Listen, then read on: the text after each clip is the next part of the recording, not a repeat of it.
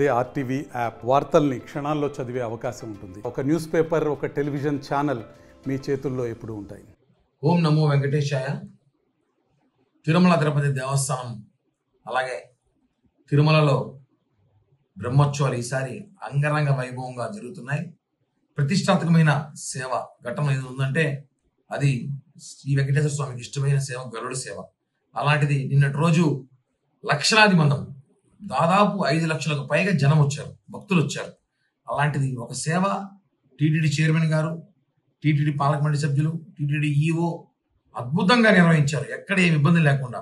ముందుగా ప్రత్యేకంగా అభినందించిన వ్యక్తి ఎవరు ఉన్నారంటే ఒక సూపరింటెండెంట్ ఆఫ్ పోలీస్ సుబ్బరాయుడు గారు. చాలా అద్భుతంగా పనితీరు.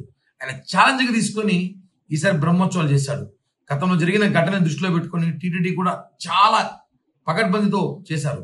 కూటమి ప్రభుత్వం ఆధ్వర్యంలో జరిగిన బ్రహ్మోత్సవాలు ప్రజలు, భక్తులందరూ కూడా అభినందన తెలియజేస్తున్నారు. చాలా మంది మనతో మాట్లాడుతుంటే అసలు అన్ని లక్షల మందికి భోజనాలు, నీళ్లు సదుపాయాలు, వర్షం వస్తున్న టెంట్లు కానివ్వండి, ట్రాన్స్పోర్ట్ కానివ్వండి అద్భుతంగా జరిగింది.